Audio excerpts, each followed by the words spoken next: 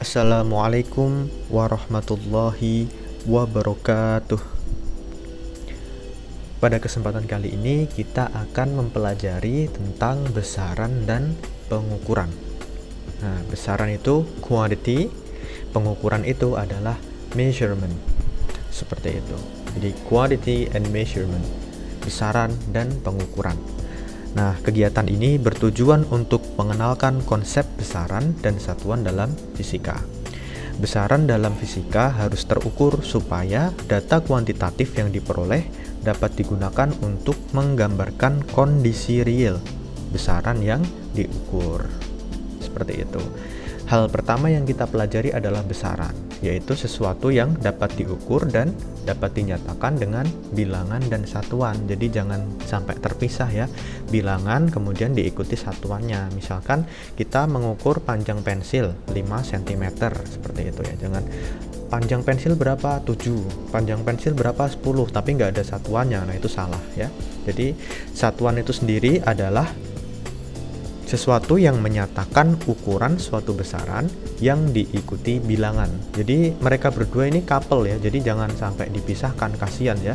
Kalau ada besaran ya ada satuannya, seperti itu. Besarannya misalkan 5, satuannya sentimeter. Nah, misalkan seperti itu.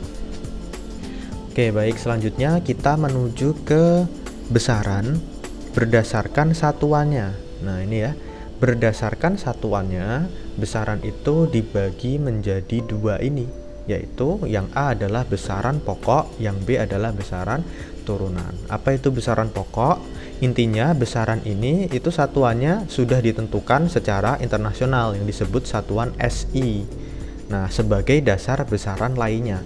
Intinya yang paling basic ini besaran pokok ini yang sudah ditetapkan sebelumnya ya, satuan internasional seperti itu.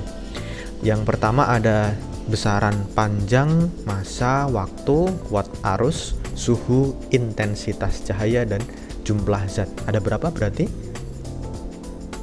Ada 7. Itu yang mungkin sudah dikenal di SMP atau MTS ya, seperti itu. Itu besaran pokok. Nah, oke, di situ ketika ada besaran panjang, massa, waktu, itu satuannya meter, kilogram, detik atau sekon ya. Jadi MKS sistemnya ya. Ada sistem MKS yaitu menggunakan meter, kilogram, sekon.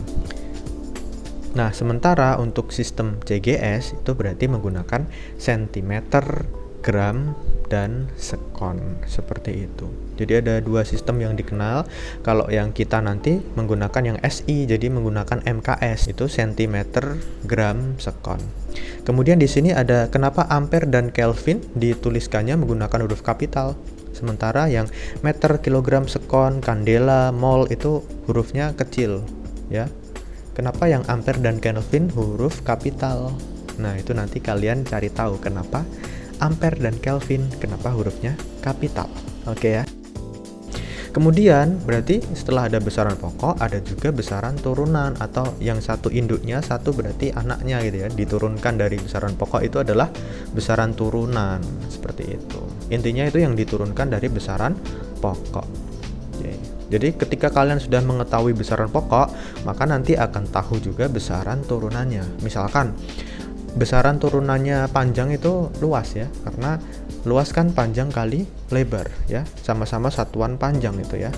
Baik panjang maupun lebar itu kan nanti satuannya meter semua. Jadi satuannya luas adalah meter pangkat 2, meter persegi, seperti itu.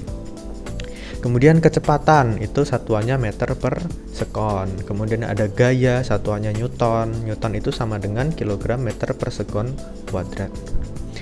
Oke, di situ besaran turunan masih ada banyak lagi besaran turunan yang nanti kalian akan tahu sepanjang kalian nanti belajar fisika.